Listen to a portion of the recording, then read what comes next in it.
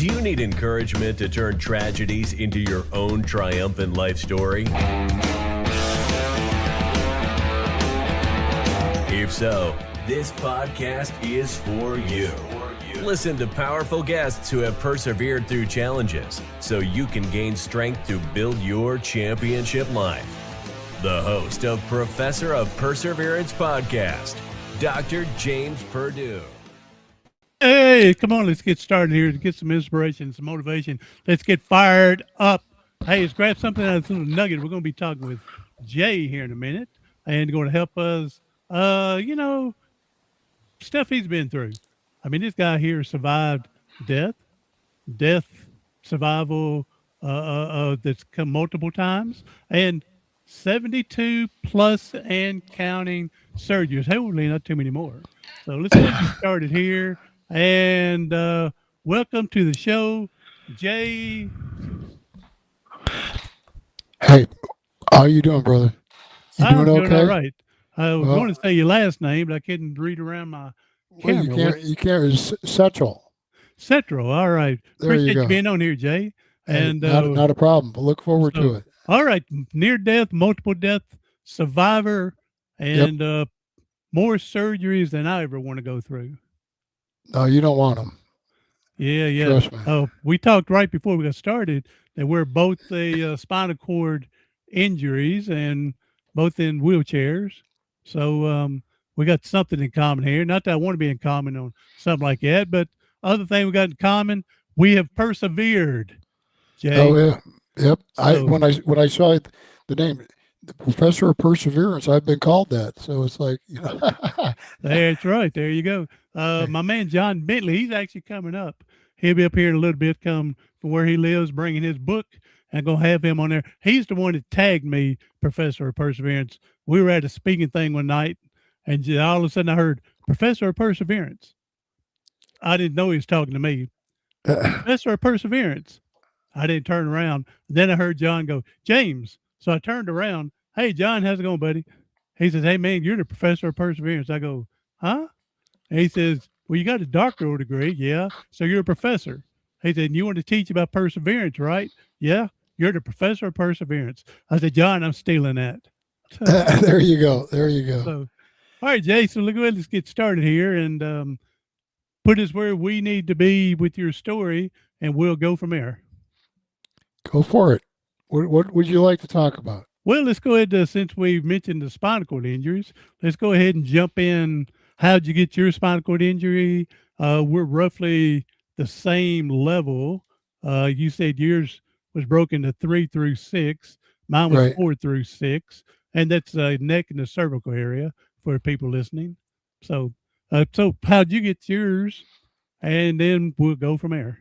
Well, for all means and purposes, it was on the 4th of July, 1981, and we'd been playing volleyball all day, and well, most of the day, and hot and sweaty, and somebody just put in a swimming pool and in-ground pool, and they invited us to go in. And I know what happened now. Well, when I got there, 2 or 3 of the guys that we were playing with, they were going to say, "Hey, let's have a little fun. We'll throw Setchell in the pool," And I said, "No, because I had some very expensive full quill, ostrich quill Lucchese cowboy boots on and my billfold." And I said, when I get this, take my boots off, my billfold out, go for it.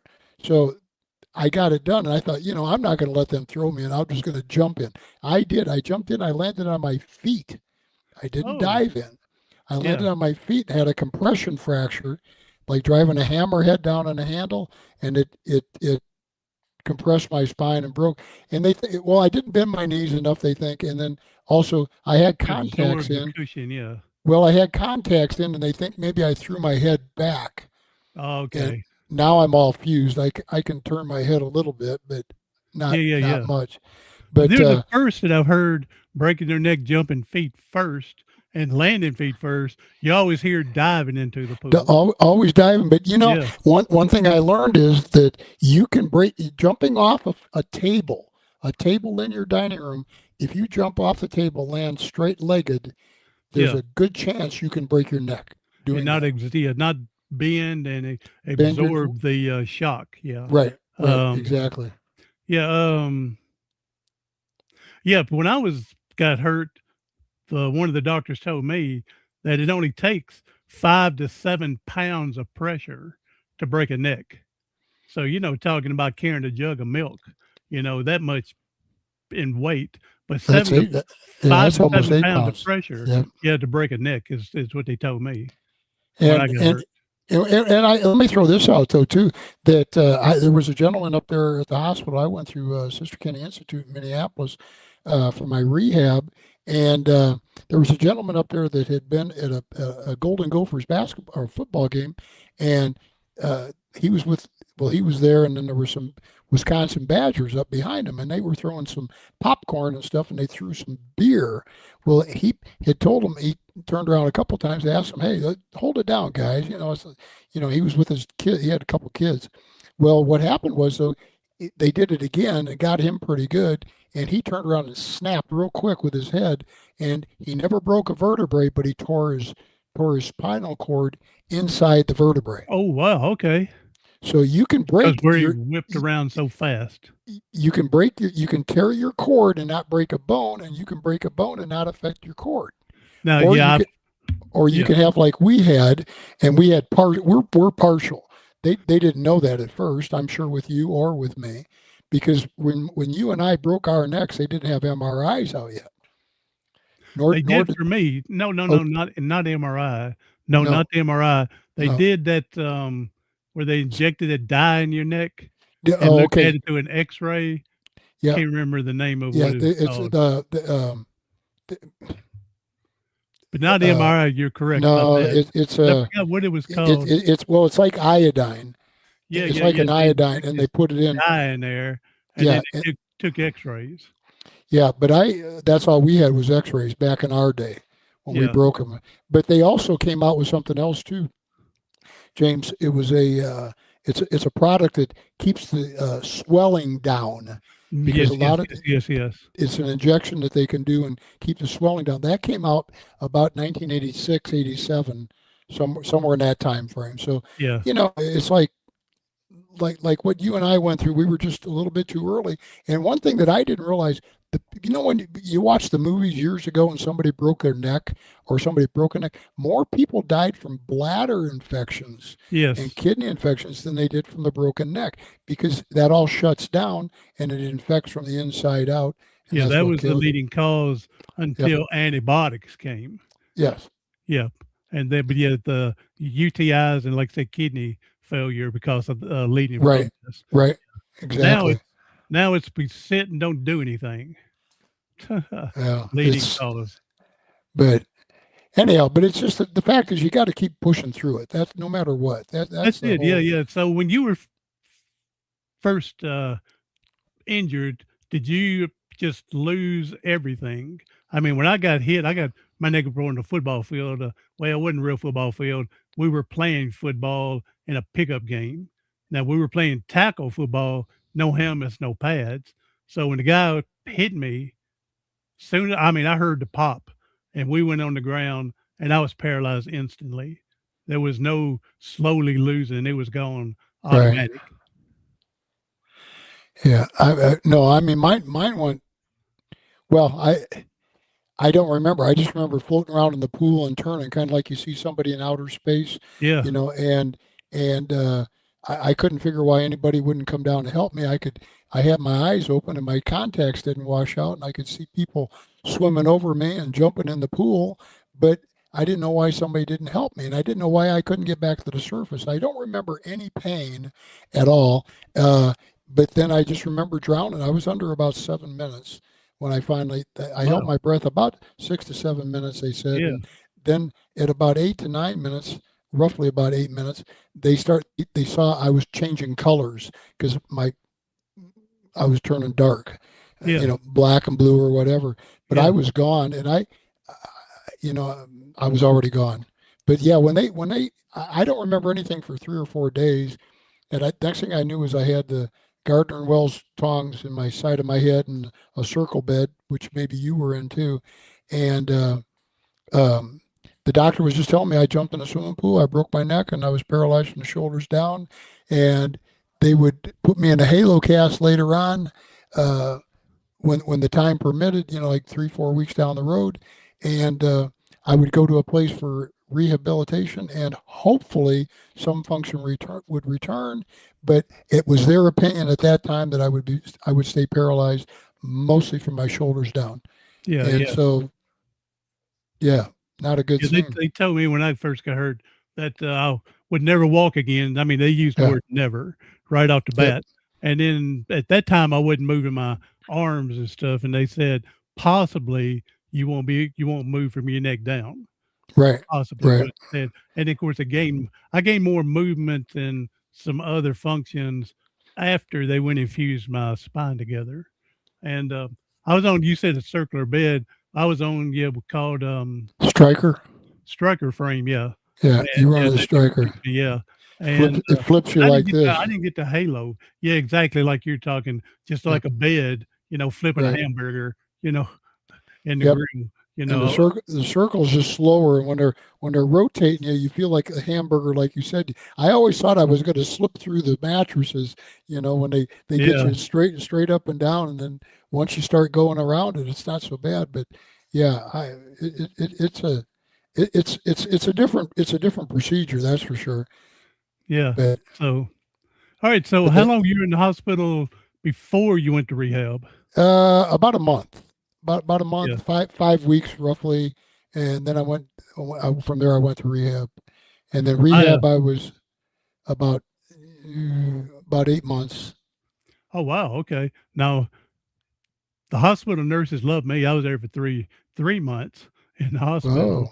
Oh, Uh, but when I went to rehab and I went to UAB in Birmingham, I our Voc rehab only paid for 30 days. That was it.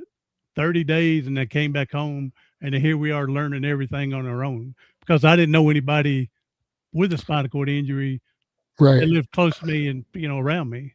So Well, it's a different thing, and when you tell when it's like, I mean, I can move my right arm. I got some bicep, not much. I have no hand function, nothing at yeah, all. My right side's basically dead except for my shoulder. I can lift it up yeah, like a yeah, yeah. duck. I just can't fly. There you go. But That's right. and then my left arm pretty much came back. My wrist has been fused. My shoulder's been replaced, not replaced. It's had several surgeries. That was somewhat from another accident, but my left arm's pretty strong. I mean, I've got and my grip's good, but knuckles have been broken, fingers have been broken, wrist is fused, things like that. Yeah. But still, I mean, Oh, that I was have good. that. Yeah, that was good hand movement there. Yeah, Finger I've got. movement. I I don't can have do. that kind of finger movement. Yeah, but and I then can do a this little one bit, I but don't. nothing like that. This one I can't even do that. Yeah. So Um, what was I think? Oh, here's I've said it before, and I need to do it one day. I want to look see if there's been a research and see what the chances are, and it'd be with quadriplegics. Were you before your injury? Were you left-handed or right-handed dominant? I was right-handed, And now your and left hand is your well, dominant. I was right-handed. They wanted me to learn to print left-handed in the hospital in rehab after several months, and I refused. So I learned a way to put my pen, which I can't even do it anymore. It's gotten worse. But I Yeah, had a little bit of function where I could put it like this, yeah. and I could write with my tenodesis muscle, and I would use my Uh-huh, shoulder. I uh-huh. wrote from my shoulder, but then I had a cold here, and I've got in my neck I've got a thing called syringomyelia. I also have myomalacia, and I'm also a brown Sicard, which means you've heard of the proverbial golf ball in a garden hose. Oh, yes, yes, yes. Okay, syringomyelia is back here. I've got a knot. It's like a golf ball in my spinal cord. And Okay. then myomalacia is where the cord itself is like the garden hose. But it gets real thin. Okay, so I've got no spinal fluid flowing from about C5, C4 down. That's why Okay, for okay. 12 years they don't know how I'm moving at all Yeah. Wow. because I don't Not have. allowing the fluid to move. Well, Okay. yeah, there's no fluid. There's nothing. Now I'm And like, you had mentioned about that drug to reduce the swelling.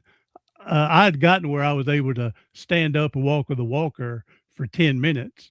But that 10 minutes, I feel like I run a mile because Yeah. muscle spasms fighting against me and everything. I firmly believe because they think that where the swelling was and the nerves got up against the bone, it stopped Right. the Right. blood flow and everything, Right. and the nerve endings died around is what they think. So I think if I would have been, like you said, not so years early and got that drug that reduces the swelling, Right. I might be up walking. That's what I think. I think I'd be better. I want to back I up think, on like you said, definitely would be better. You just said better. Maybe not walking, but I think things would have been better. Yeah, yeah. more I function want to return. when I had the when I in the Marine Corps. I was taking another Marine back to base, and his wife was holding a compress. I'm not going to get into it, um, but we hit a semi that had been pulled out, and it was all their fault, and witnesses all over the world and back. But um, I spent a year in the Naval Hospital, and I believe that my neck was hurt then because they had to dig my face out of the steering Okay. wheel. I had 32 facial fractures. My whole face was ripped off and broken, and I Mm, could stick my tongue up through my upper part of my mouth and all that yeah. stuff. And my back hurt real bad because I was in traction for 8.5 months in the Marine Corps. And so I've had 15 back surgeries, and I'm in phenomenal, constant, chronic pain, I bet. spinal cord. I mean, particularly my back, but my neck. I jumped in a swimming pool. My the gal I was dating and another couple, we were skinny dipping, and we are going to go skinny dipping, and I jumped in the pool. Well, it was about 3.5, 4 feet of water, and I felt a little tingle now that I've looked back over the years, and I couldn't like move. And the guy says, "Are you going to the restroom in the pool?" And I go, "No, man, I can't walk. I can't move." Yeah. Well, then it came back, and I was able to be okay. But then it was 2 years later when I jumped in the pool again and broke my neck. So Okay. I think that it might have been injured in the car accident I get you. I tw- get you. 12 years before, and then 2 years before I broke it to where it paralyzed me. But uh, I think that's what happened. I think that's what Yeah. happened. And I was able to walk. They told me I would never move anything. They told me I would certainly, like you. They said, Jay, you're never going to move. You're just not going to do it. And I just didn't quit. Now God was with me, and they were wrong. So it was a combination. But with leg braces and crutches and all that, and it was very emotional. And I walked with my leg braces and stuff and a cane for about 15 years. I fell down Oh, quite a okay. few times. I Yeah. fell Yeah. down.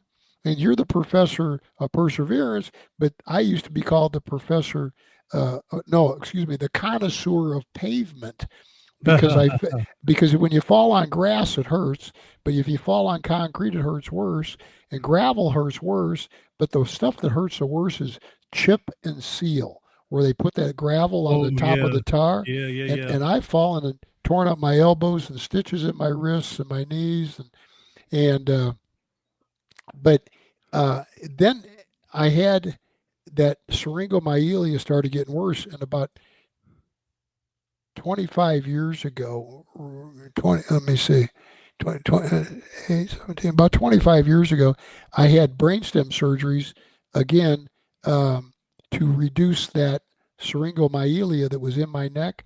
And when he did that, I had to learn to walk again on a walker. And then I was on a walker for 17 years. And Wow. Okay. then it kept getting worse. The paralysis got worse. The pain got worse. My back got worse. My left knees had 16 surgeries and been replaced three times completely. But uh, it got so bad. To use the walker to go 6 or 8 feet to the toilet or something, the pain, it wasn't worth the pain. Yeah. Yeah. So Yeah. I've been in a power wheelchair now for the last 7 or 8 years. I hear you. You know. Yeah, I tell people that for that 10 minutes, and I was able to walk with the walker. I said I made a liar out of the doctor for 10 minutes. It's just the other 23 hours and 50 minutes he was correct. Yeah.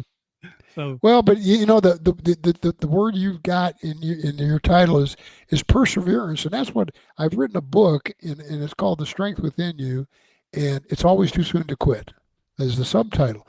And really, you know, it talks about some of the medical things. It talks about some of the things that happened that were crazy. It talks about different things, but the purpose of the book and the message of the book is really not what's happened. It's what has been I've been able to accomplish because of it, in spite of it. mhm. And to where do you draw that strength? Where does James draw his inner strength? Does he go back to his childhood, his grandparents, his faith, friends, encouragement, reading, watching a videotape back in the old days? Uh, um, does he get it? Does he get? I get a lot of my motivation, if you will, from, or I get motivated by my pain, by my aggravation, my frustration, my anger. And if you dig into that and use it correctly, it can help move you through a lot because you are in pain as well. I know you are. It may not be like I am, but that doesn't matter. And you've been in pain though, off and on. So, you know, whether it's moving and I do what you're doing. I hurt so bad.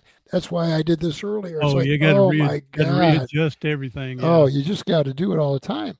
But if you get studying on something or working on a project or committed to something or talking to somebody or a group and really get it in your heart and you're pumped and you the perseverance is there and you get mad about it. By God, I'm going to do something about this. You kind of forget about the pain. Yeah. Yeah. Yeah.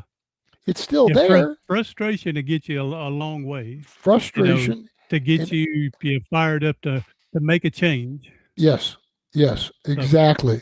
I And love the that's title where of your book there. Yeah, the strength within you. It's always too soon to quit. I like the subtitle. It's always too soon to quit. I like it.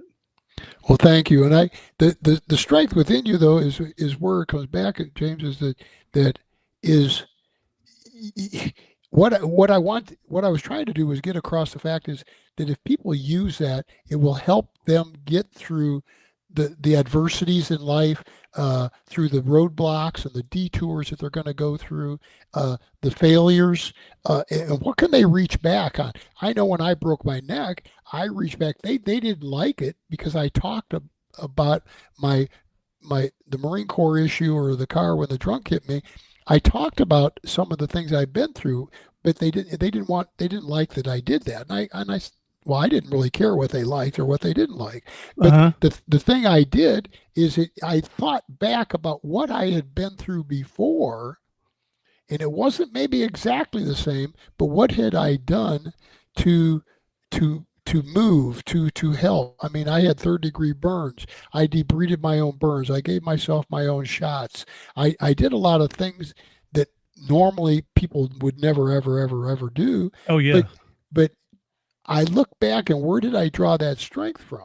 And part of it was I never quit working out. And that was another thing they did. We had PT for 3.5 hours in the morning, 3.5 hours OT in the afternoon, and they wanted us to rest at lunch and in the evening. I, not me. I'm going to work out, work my hand, move my hand, work it, do this, whatever I can do, and then do one or two more. If they tell you to lift it 6 times, I'm going Yeah. to lift it 7 or 8, and That's right. because it adds up. You know, it's being stubborn, but the thing is that they were concerned because I worked myself not only to the point of exhaustion, but past the point of exhaustion. But if I hadn't done it, I don't think I would have ever walked because they also said the third thing they found in this roundtable they were talking about was we don't know how Mr. Setchell's going to handle it when he finds out mentally he's Yeah. never going to be able to walk. And I look back at that, but one thing I do want to mention is prayer. Prayer, I think, is very powerful. And when I had broken my neck, it was about I don't know, like I say, it was right after the doctor told me I was never going to move. And I'd been married 3 weeks the day that it happened. Oh wow. And it was second marriage, but 3 weeks today it happened. No honeymoon, nothing.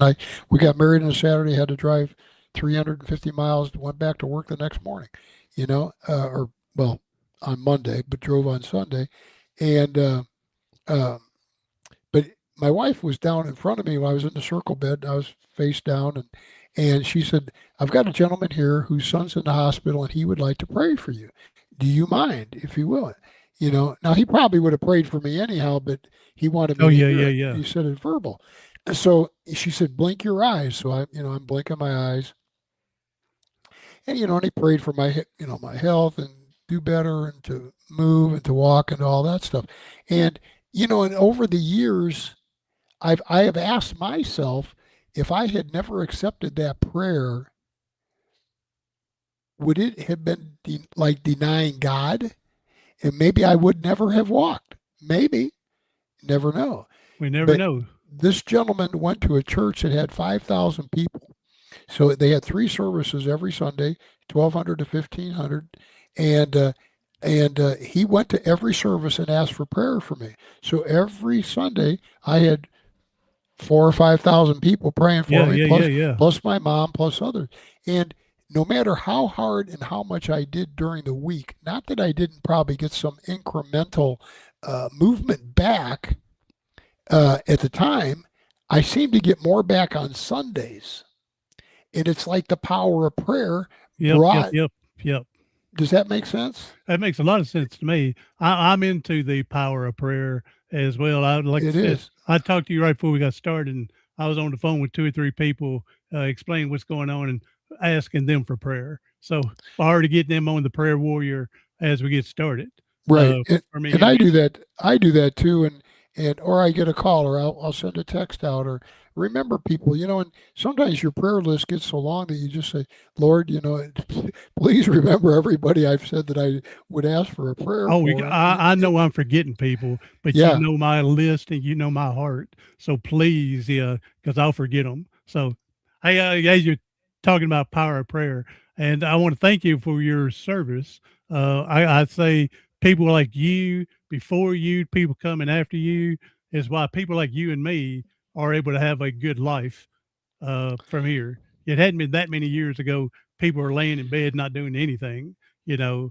because you help keep the world down and give us freedom, we're out to, able to do things. So I appreciate that. But as you were talking about power of prayer, and then you'd mentioned Marines and everything, I was thinking about Colonel Potter on MASH. One time he said, "There's no atheist in the foxhole." And there isn't. There isn't. And my So, my my brother-in-law was, I don't know if he was so much an atheist as agnostic, but uh-huh. combination. And he was born 10 years after I was. I was born New Year's Eve 49. He was born New Year's Eve 59, and Oh wow. he passed away about 11, 9 or 10, 11 years ago. I don't recall. And and but on his deathbed, he accepted Christ before he died. Amen. And you say amen, and that's true. And a lot of people can say they don't believe, but in that last 10 or 20 or 30 seconds of their life, do they want to even think they might end up going down below or being with Christ forever? They Yeah, I accept didn't. a lot. I think a lot more people accept it than don't. No, I think you're right. I was a late bloomer accepting. I was like 35, 36 years old. But I was 19 when I got hurt. And I went to church when I was a kid, but I went because mom and dad made me go, not because I was learning anything. Even though I was learning, but that's the reason I went. But after I got hurt, they deal questioning why me, why this happened, why couldn't everything. And so I started going to churches trying to find out, the answer.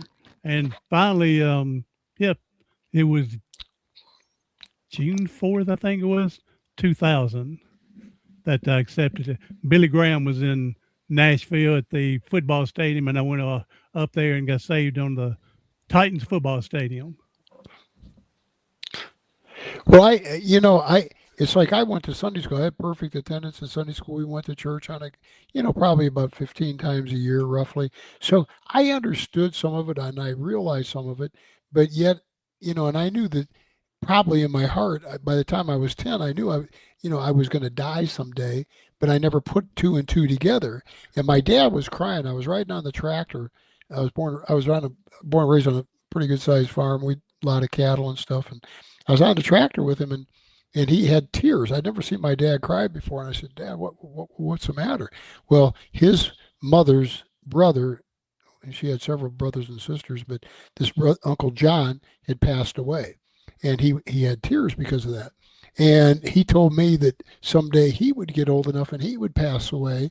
And someday I would be as old as he was and then get older and I would pass away, you know. And I remember crying because I thought, my God, I'm going to get old and die. I thought I was Oh, bulletproof when when I you're was young, 10, yeah, you don't think about that. You don't but think death.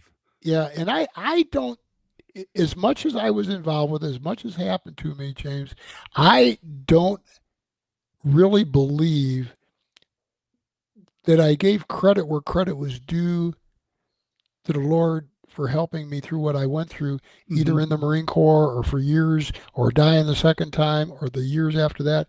But it was after I broke my neck when I was 31 and a half. It was after that.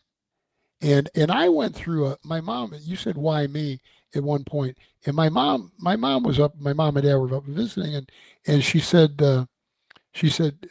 "Are you okay?" And I said, "Yeah, I'm fine." I said, "I just kind of wonder why me. I mean, it's not why me, boo hoo, Yeah. but why me? This is the third time I've been dead. I mean, Mhm. what? I'm not. I've been mischievous. I've thrown an outhouse in the lake before, and I've done a couple of crazy things like Yeah, yeah, that. yeah. But I'm not a bad person." Yeah. And so she said, "Jay, you got to remember, you chose to jump in the pool. It was God that helped pull you out." Mhm. And that changed my thought. And there's also a book out called Why Bad Things Happen to Good People. Yes, It's sir. Yes, sir. not a very big book, and you've read it obviously. Mhm. And that kind of shed a little different light on it too. And so since then, I don't go to church a lot. I don't go to church much at all, but I've got a relationship with God. And we've kind of gotten into this little discussion here, and I believe, like in Matthew 7:7, about knock, and things will be open, Yep. and ask and you shall receive, and so on. But I also believe in another one, and and it's a psalm, and it's, yea, though I walk through the valley of shadow of death, I shall fear no evil, for thou art with me. Now, when I was in the Marine Corps, you used I shall fear no evil because I'm a mean mother effer. Yeah, yeah, yeah, It's like, yeah. you I know, heard the remake of it by our nature. Yeah, part of it. yeah, Yeah, yeah, yeah, yeah. Well, the Marine Corps, when you're a jarhead, you're kind of like yeah, you're yeah. bulletproof. I Nothing hear can you. kill I you. hear you. And so, but I shall fear no evil. So when people ask me, "Are you afraid of that? Aren't you?" No, I'm not afraid of it. I mean, I may die. It may hurt. It may be this, but I'm going to die someday anyhow. And Yeah. but I'm not afraid of asking anybody anything or saying something. I'm just not. I mean, I use common sense in what I do. I'm not saying I go out and throw myself in front of a Peterbilt or something, But Hey, but Peterbilt. My dad used to build Peterbilts. did he? Yes, sir. That's a good truck. I had a couple of Yeah, he Peterbilts when used I to had my build truck in Peterbilts. company. Yeah. So, Yeah, all there's right, an old. Jay, But I'm sorry we're going to have to cut you short because I told you I you got go some ahead. I'm going to take care of. But Yes, I would sir. love to get you back, and we'll call it part two.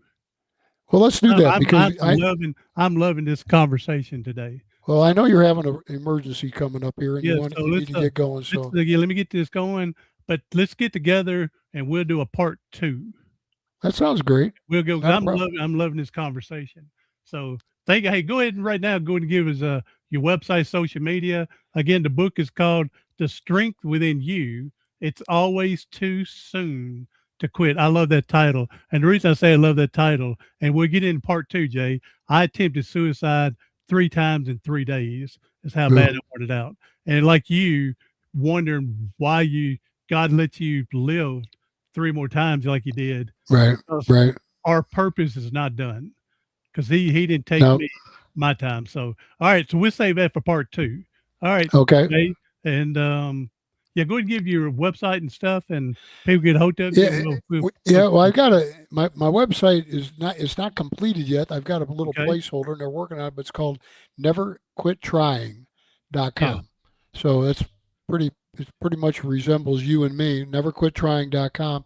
And somebody can email me at j@neverquittrying.com and I All get right. the email. And I'll So get that's the stuff in the link down here in the okay. show notes. But yeah, we're going to do a part 2. I'm loving Sounds this good. conversation. So, hey, everybody else, hey, Jay, before I go, we know people are hurting and struggling today. If you can leave us with a positive message. I can. One that comes to my mind a lot is I look back at things I've been through and what I've got in my life and stuff. And so the statement really is the things that are behind us and the things that are in front of us are very small compared to what is within us. You got to take what's within you. You've been through it. You're going to get through it. It's what's within you. There we go. I like that. Yeah. Remember what's in you is going to get you through it because you've already been through it. Well, that's another way I of like putting it, but that's I like exactly I it. like that. It's the Which same way. is within you. So, all right, Jake. Hey, I appreciate it, Hey, man. And we're going to get together for a part 2. I appreciate that. hey, Hey, everybody, be sure to share us out with someone else. I'm Dr. James Purdue, the professor of perseverance. Do something today, tomorrow, something next week that's going to help you persevere past your